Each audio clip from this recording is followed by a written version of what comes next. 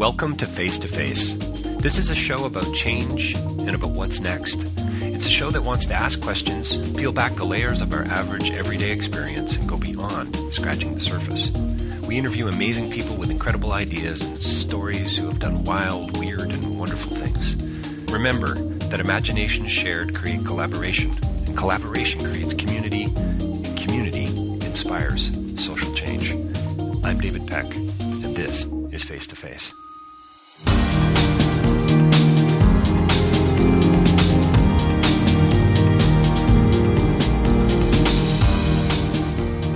So my next Toronto International Film Festival interview is with Sean Drummond and Michael Matthews as we talk about their new film. It's a Western that subverts the genre for sure, Five Fingers for Marseille.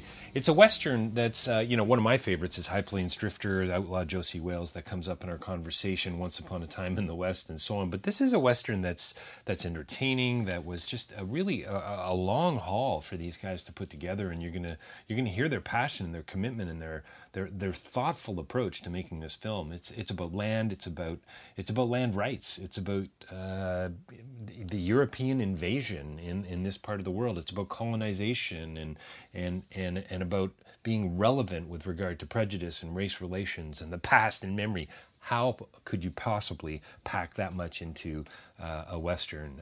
The answer is they did, and you're going to love this conversation. You're going to love the film. I hope you hear more about it. Don't forget davidpecklive.com for more information about my speaking and my writing, but also facetofacelive.ca for a whole host of new interviews coming up with regard to the film festival, and also rabble.ca for more information there about other interviews around issues that matter. Coming right up, Sean Drummond and Michael Matthews about their new film, Five Fingers for Marseille.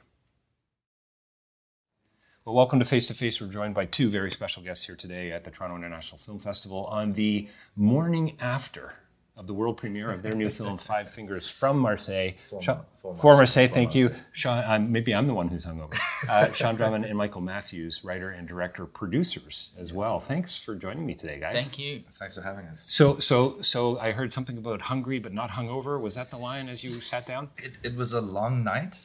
I bet it was. It was a late premiere. We premiered at 10:15 last night, and so we had a bit of a mixer beforehand because we brought a bunch of casts, and we've got our co-producers from Game of Seven Films, who are New York based, and we've got co-producers from Stage 5 Films, who are Cape Town based with us because we're Cape Town based filmmakers, and then we also had 4 of our actors, and we had our composer and our sound designer. I saw the bus pull up in front of the light box. Yeah, you had quite the crowd. It's great that you were able to. And by the way, I was going to say celebrate it. Congratulations and love the film. How can you not love a Western?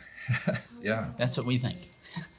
So the land is all the scripture we need. Yeah, the land. What a beautiful line. What's going on there? I mean, is it fair to say this is more than a Western?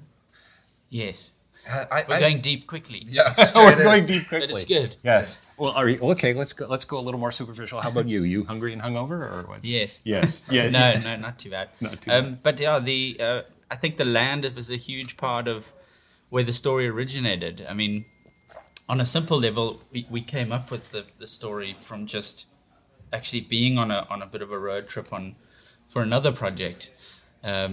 And so it sort of started by looking at the land and seeing the space and thinking about the people and the changes that have happened in the land and the progress South Africa's gone, or you can call it progress, or So I think from the beginning, a lot of that sort of who owns the land and who has the right to what kind of started to infuse the story from the beginning. It's because it's obviously the story of.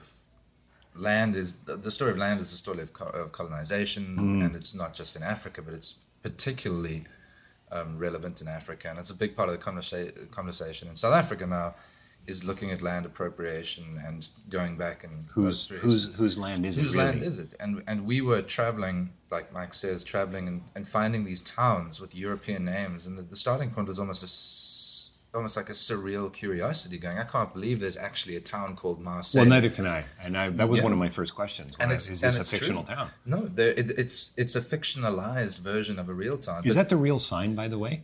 No. Okay, the sign's amazing. Love Yeah. the sign. Yeah, so love the sign. Yeah. But there really is a Barcelona and a Rome and a Hamburg and a Berlin and a Paris and a Marseille. And the actual Marseille is probably about the size of this hotel, you know, if even like the ground floor, not Right. the, Oh, not the okay. whole thing. Yeah. Yeah. But we thought it's amazing that, not amazing. It's so relevant also to the West and thematically. Sure. To go. I'm going to waffle, so I apologize. But I'll bring it back to a point. The Western was about conquest. Originally, Western was about conquest, and they were about, you know, the heroes were the ones who were taking the land. Sure, They were winning the land. Yeah. And then when Western started getting revisionist and turning their gaze back on that, they started questioning all those classic Western ideals. It became about, you know, questioning the taking of the land and questioning the drive for conquest and questioning the treatment of native people wherever. Whereas, you know, traditionally the Indians, in big inverted commas, the Native Americans have been the bad guys and the heroes were coming to fight it off. As soon as you start, as soon as you go revisionist, and because it's been a long time, I'm struggling for the word. I want to say revisionisting. That's definitely not a word. No, we can create words. Cool. Okay. Yeah, absolutely. Right. In fact, I had a university professor who said you should at least create a new word at least once a month. Okay. Yeah. Cool. My son created the word philosophate Philosophy. the other day. I think that's pretty good. It's not bad. It's not bad, eh? Yeah. Philosophating. You philosophate, you grow it in a jar. And, Exactly. Grow good thinking in a jar. Good thinking in a jar. I like that. Yeah. So I'm wondering why you guys don't teach a university course, and why you're based on the conversation we've already had 4 minutes in. Yeah. You're filmmakers. You're telling this important story through a highly entertaining, violent, engaging film. Yeah. If I can go back and please. finish that Of course you can. because I feel like I was on a thought. I was on a roll. You were on a roll, As soon man. as you're revisionisting, you start questioning the taking of the land in South Africa. And so it's relevant to the Western. And because we drew on so many different types of Westerns, we sort of drew on the classic era, we drew on the spaghetti era, we drew on the revisionist era to go, let's use the Western not in a gimmicky way, but let's use it as a way to, number one, tell a really engaging, complex, character-driven story that we want to see in South Africa, but also let's use it as a way to question, explore this idea of who took the land and what's the legacy of the pain and damage that was done.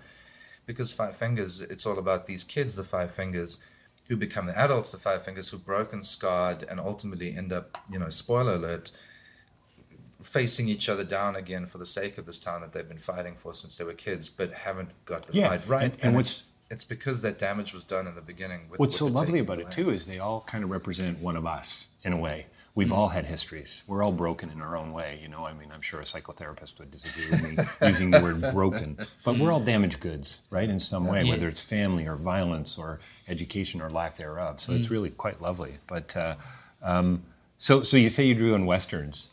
Let's get this one out of the way. Favorite Westerns? I mean, I certainly have a few of mine, but I would say just on an enjoyment of cinema perspective, probably the age when I watched it as well, like Unforgiven was just a biggie because it was so like taking all what you want out of a Western and then kind of doing something different where you're just watching a whole movie without that much action.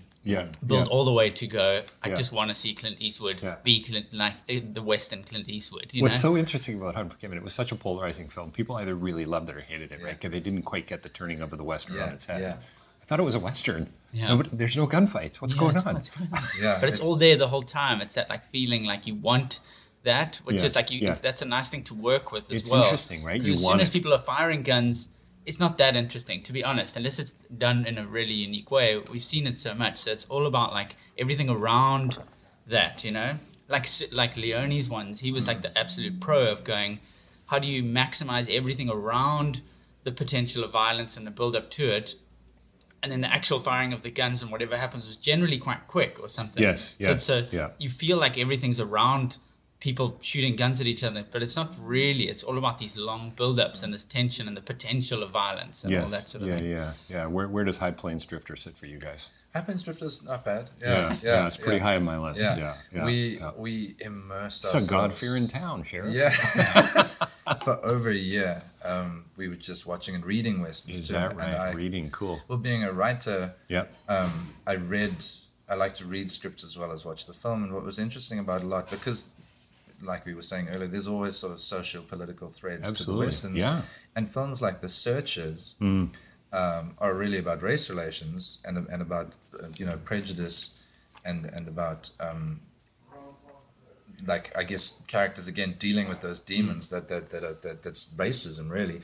And in the 50s, I feel like The Searchers was quite confrontational and was actually probably quite progressive at how it deals with race relations. You look at it now, and of course it's the 50s, so it's clunky as hell, and you go, well, it's quite racist. But reading the script, you could almost shoot the same script for The Searchers now, but with today's sensibility, Sadly, make it something incredibly complex and quite relevant to get still, without changing a word on the page, which is amazing. It's interesting to see how much is actually in there, even at the time. first came the trains. Can you finish the phrase for me? First came trains, and then came the settlers, bringing their towns with them. And they called it their land. They called it their land, yeah. So this is imperialization. This is colonization, right? Lived out. What's so cool to me, what's so fun and engaging? Well, fun is the word. That you've done it in a way that is engaging and entertaining and fun. That you're a part of the story, and yet you're being you're not being I was going to say you're being preached to. You're not being preached to, and that's the beauty. No, you're absolutely not. But you're being brought into the conversation. Yeah, you're being brought into a really interesting conversation if you're open to it. Yeah, if you're looking for that sort of thing. So is it true, Michael, that there are no good men? That's, I believe, the log line for the film. Is that right? I would say it's not true. I'd like to believe it's not true. I'm with you, man. But I think within that town, I think from what happens when they're kids and the way you have to deal with your demons when what they had to deal with it sort of leads to that scenario. Yeah, I guess everybody's complex. And again, because they're all broken in a way, and hopefully, the film starts and ends with the same setup, which is again, spoiler alert, but the fingers on the hill. I have to say, I was a little sad about that scene. I mean, it totally made sense. Totally made sense. But I think isn't that a Mexican standoff? Yeah, for a Mexican standoff, and I think it's because we want the film, to be totally, you can engage with it on a story level and go, this is fun, this is complex, these characters are interesting, and I'm watching a real, genuine South African Western, and you don't need to engage in that deeper level unless you want to, and it's there if you want, and hopefully you take something away from it. And I think it's all about going back to the land. The film starts and ends with the land, and for this land really to be free for the country, because I think it's a microcosm for where South Africa is now and shaking off the shackles of apartheid. And how that's a sort of trial and error process going, well, for us really to start again, for the land really to be... Which is the line right near the end of the film, right? I think, unfortunately, in the story, at least those guys, they're too broken and they're holding the town back. They're the sacrifice, right? Yeah. And it's the past. It's the cycle continuing. You sort of have to free yourself from the issues of the past so that a newer generation can kind of be free of the issues. Yes. That's a big part of it, trying to go, the cycle keeps repeating if the new generation keeps getting brought into the same issues or, that sort of thing. Yeah, well, you must have noticed last night the guy who introduced the film talked about indigenous rights here in Canada and sort of said we're on this we're on stolen land. Right? And that's happening more and more in Canada, and there's a shift, and that's going to take years, probably my kids to really be in a place where, hey, this is where we're at, where it's actually a part of the dialogue and a part of their worldview. I do a lot of work in Cambodia. There's this notion of transgenerational trauma. Right, yeah. Right? Yeah. South Africa, for crying out loud. I'm getting goosebumps. How deep does that go? Yeah, I mean, people think things can change quickly, and they just can't. There's just too much, It's already been 20 years since the end of apartheid, and that seems like a long time, but it just is still. Realistically, it's all still pretty fresh stuff. It's a blip. And in a way, a lot of what's happening now is everyone's starting to have the conversations and the dealing with the issues that should have been more addressed at that time. Like a lot kind of got missed, and certain conversations swept under the carpet, right? Yeah, like it's new and we're good, and now we go forward. Let's just not talk about it. You know what I mean? We're really happy to talk about it because I think it's important. It's important. Oh, but what I mean isn't that? Yes. That's the sentiment, sorry. right? That's okay. That's a long sorry. Night. Yeah. A long night. So you really are hungover. Yeah. Has nothing to do with hunger. No, it's like that idea. Like crying out loud. We're like, all good. We're good. It's we're a good. rainbow nation now. It's a and rainbow people want to nation. believe that, but Yes. it's you can't just, it's like a little quick plaster. It's not going to Yes. like deal with, Yeah. So a lot of stuff's coming up now, Yeah. and it's very interesting because on an international level, it feels like a lot of the same conversations are happening. Like you're saying, especially in the US and in Canada, obviously, I think there's a lot more forward thinking about where things are at compared to, Well, you'd obviously like America, to think but- so, right? Well, and this then you is- start yeah. reading the news and you go, Yeah. I'm not sure how forward Yeah. thinking you are here. It seems like the world has sort of taken a bit of a step back. It kind of does right now, doesn't it? Yeah, the nationalist fervor and. I don't know what is going on with Well, the nationalism. I don't know. It's just it's scary though. It and is, and you sort of see it in the States. It seems like the most terrifying, but I guess it's happening with Brexit in the UK as well. And we thought we were on this great path, maybe because life is cyclical. And maybe. And look at the US and how Barack Obama was the first black president, and I'm sure, well, definitely in the beginning, you had this feeling of, okay, like tides are turning, Yeah. we're entering a new Yeah, era, yeah. and now we've swung, So all the far states have back. swung so far Yes, yeah, it's really, it's quite, well, it's I mean, this is trauma, I think, it seems to me, coming to the fore, not dealing with stuff, Yeah. right, Yeah. from your past, which, we're talking about memory, we're talking about how we talk about how we were raised and what our histories were, essentially, which is what is so beautiful about your film. Is that kind of connected to the scripture in the land? Say that again. Sorry, I The got a little scripture lost. in the scripture in the land, the history, the memory. Yeah. This is what's so important. We need to know. Yeah. We need to know not just because this is academic. Yeah. This is actually about identity. Yeah. And voice. The land is all the scripture we need is sort of, we are tied to the land, Yeah, and our yeah. truth and our meaning, Yeah, and all of that is tied to the Yeah. land. Yeah. Yeah. And I love Tao's character. I mean, there's few characters in the film I really love, but I always love those characters who kind of dance between that I hate to say, I'm going to say it anyway, the good and evil, that polarizing kind of stepping in, stepping out. You want to be, I wanted to be his friend. He's the kind of guy I'd like to hang out with and have a drink and a smoke together with, right? Maybe take down somebody else in a gunfight, maybe together, So, but isn't that interesting, right? About that whole good and evil thing, that holding that tension, and he plays it so well. Easy to draw out of a guy like that. Is that the actor? Is that the direction? Is that the writing? Is it a? I think it's a combination of all, but he just has that energy, that sort of charisma where he doesn't have to do much and it's good, That's Nice. Do you know what I mean? I He's do know good what to you mean. watch. Clint Eastwood was like the pro at that. Or like that was quite a new thing. Or who was it before that? Who Outlaw really Josie started Wales. Outlaw Josie Wales. Also another big favorite. It's like that, and that's a very Western thing as well. Like not getting much from your main character, Like the more you don't know about them, although there's a lot, there's quite a rich backstory and all that for us. Yeah. There's still like a lot of unknown. Yeah, the man when we with no leave name, him for right? 20 years, and we don't know exactly what he's done or where he's been, and like what he really wants and that sort of stuff. You sort of there's a lot under there, and you're trying to work it out the whole time, and trying to figure out what is it he really wants, or what's he going to do. There's a mystery there. There's kind of there's an unknown, right? And yet this guy actually, there's a difference. Cares. He cares. Of course. He cares. He's a good guy. Like there's a moral fiber there somewhere, right? Even though he's a killer. Yeah. Because I mean, the first act of him killing is almost accidental in a sense, but that it probably came from I wouldn't say righteous justice maybe, but still in a sense of I want to make things right. I have to do something. Compulsion to do the right thing, and I think you've got all these characters. We had an amazing cast in the film, but they're all very still, and they're all. I guess the Western always would present these stoic characters with these backstories that you didn't know, and maybe you would see in flashbacks. And what we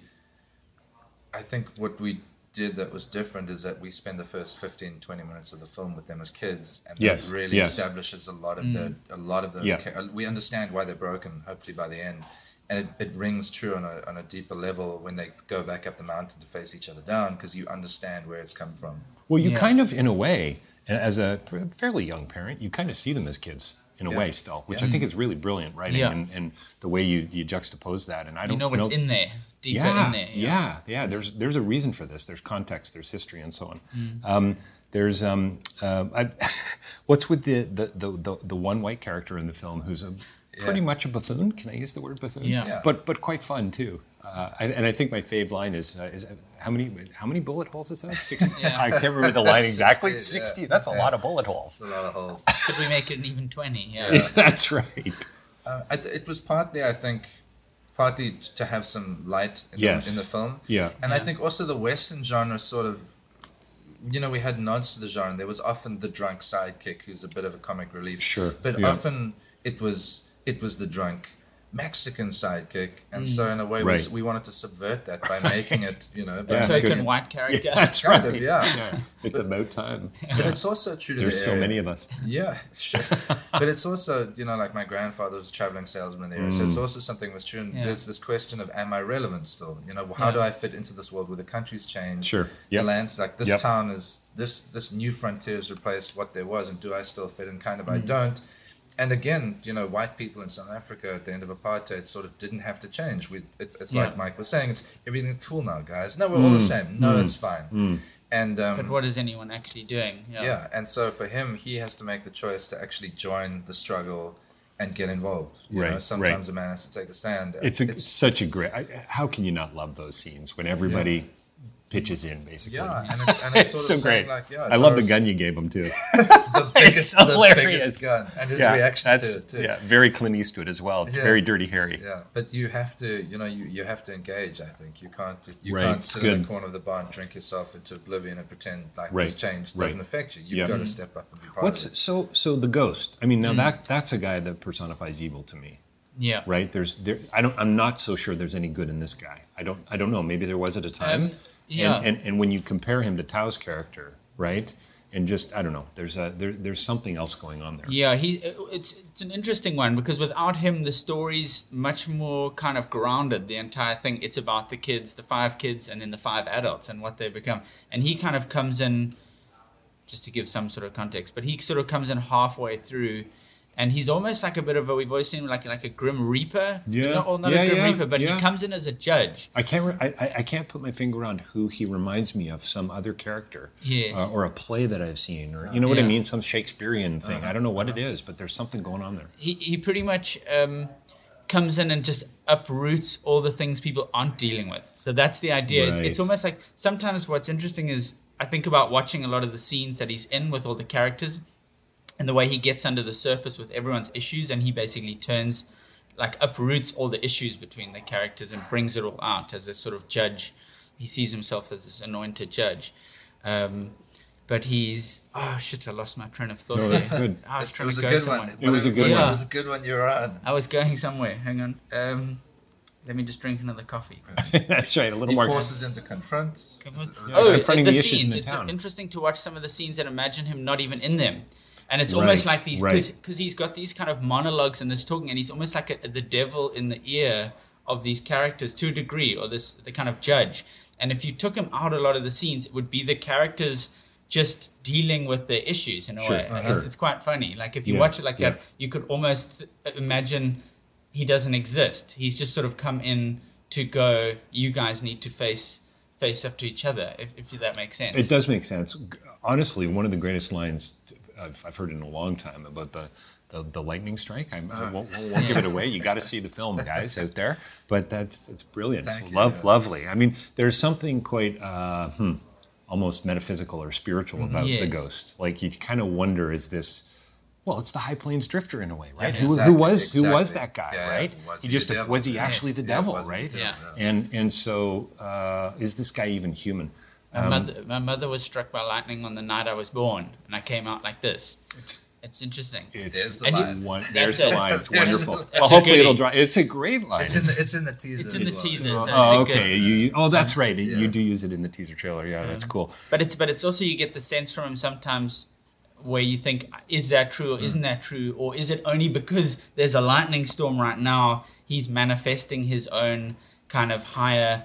a story. It's almost like a little bit like Batman Joker. It's very different, but where you're not sure where it comes from. Like is there truth behind what he's saying, or is he just stirring? And isn't that part of power and oppression? Right. That story sort of builds. The legend grows. It may not even be true. But this is what we think this character, this ghost, really is. Right. Which is so wonderful about that kind of writing. And what I love about what you guys do, filmmakers, writers, and so on, is there's so many unintended implications, that authorial, sorry for the academic phrase, but that authorial intention, right? What's going on here, what's going on at the heart level. You guys have been in, what is it, 10-year project now? Yeah. The conversations, the people you've met, the photos, the freezing to death. I mean, how does that all tease its way out in the film? I just think it's wonderful. So the ghost says, and we're going to have to wrap it up in a couple of minutes, but the ghost says, calls Tao nobody, right? Mm-hmm. Okay, I love the irony, because he's everybody. Yeah. Like, not only is he everybody, he's the human link that kind of allows, I don't know, the next, am I reaching here? But the next redemptive step for this town? Yeah. Do you know what I mean? Like, yeah.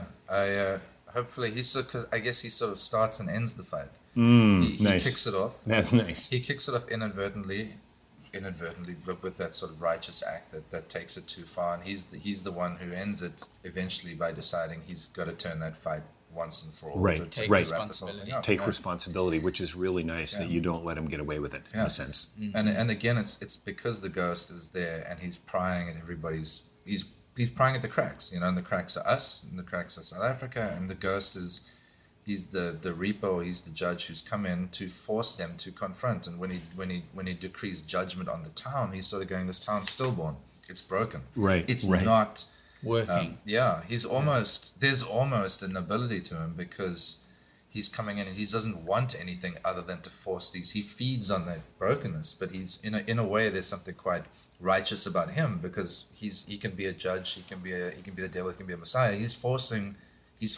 that same change. He's going, I'm going to force you to confront this brokenness, and I'm the catalyst for change. I'm the catalyst. Kind of makes you wonder what went on in prison. What kind of transformation or redemptive act. It's an interesting comment on that. That restoration, that reconciliation that occurred, because you only give us a little taste of that, basically, right, on the day he gets out, essentially. Pretty right? much, Isn't it? Yeah. We don't get any more context than that.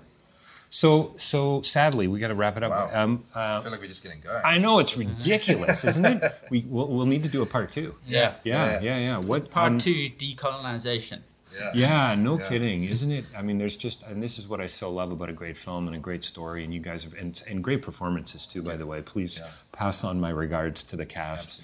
You must have had a lot of fun. It sounds, I read some of the notes about the challenges you faced. It must have been pretty tough out there on the set and so on, but financing, I mean, it's been a long journey. It's been I think on all aspects, it was not an easy film to make. And then on a production level, it was definitely harder than we thought it would be. It was already super ambitious, a 5-week shoot, and we could barely get what we needed done. It was about 3 to 4 minutes of final film that you're shooting a day that will end up in the movie, which is so much to get through. And then we had rain, snow, hail. I mean, it was all sorts. And any lightning strikes? Any lightning strikes? Yeah, there was lightning. Yeah. And when we went in, I was like, when the stuff comes up, which it probably won't, because it's not supposed to rain in that month of the year. Of course not. Then it rains for probably about a week. Yeah. But I thought we'll use it. It'll be in the movie, and you'll feel it and all that. And then it doesn't work like that, because the schedule's just a complete mix. Yes, the final scene of the film, which I won't give the spoiler away, but that was actually, for 3 of the characters, it was their very first day on set. That final standoff on the clock. Isn't that so? Just, It was such makes me smile when I hear stuff like that. Scene. It was their very first scene. It was so daunting for me. I was like, and is that, crap. I mean, we don't have time to get into this now, but is that just because of production schedule, location, you're here, we got to get it done, and then we're moving on? Yeah. And you try so hard to make it a bit more linear so you can work with the character. That scene felt like that, so let's put a bit more of that in this scene. But it's just, you've got to know it all before you even start making, and it's just, you kind of got to get it right out of order. It's pretty crazy. I think that's a testament to the acting and to Mike's directing, just to be able to go into that situation. No, because if the emotion of that scene doesn't land, the film doesn't work. Right. And so for everybody involved to step up and go, okay, we know what this has to be, and knock it out the park is pretty amazing. We were an amazing. Mike and I have worked together for almost 12 years. And our creative team have worked with us, including sound designer, composer, editor, director, Cinematographer. photographer, Sean. Nice. Yeah. So there's a lot of shorthand trust, and then Dylan. Yeah, trust is co-producer. there's a whole other thing that we could talk about, right? Yeah. Just the trust there that sort of translate into the film and into the story. It's a real theme for me too, in the work that I do personally in sort of international development and social change, and even these conversations. A good podcast interview, you've got to develop a little bit of rapport and hopefully a tiny bit of trust, right? Because you can't really get to the stuff that matters if you don't, you know? Yeah. So, hey, listen, congratulations again. Couple more. So, world premiere was last night. Yep. Yes. Got a couple more showings. Are you all here for those? Most of our cast are leaving today. Oh, too bad. Okay, Yeah. bummer. Yeah. But, so we've got a screening tomorrow Tomorrow morning. Okay. With more Q&A and that sort of thing. Yeah, and then one more on Saturday, and then we've got a couple more festivals. We're doing Fantastic Fest down in Boston good. just after Okay. this, and we're doing BFI London the beginning of October. Nice. And then a few more I don't think we're allowed to talk about yet. But, Okay. Yeah, so we're going out. Yeah, a little covert action going on there. Yeah. Nice to hear. Well, listen, guys, such a pleasure chatting today. Five Fingers from Marseille, Sean Drummond and Michael Matthews here with us today at the Toronto International Film Festival. Thanks so much. Thanks so much.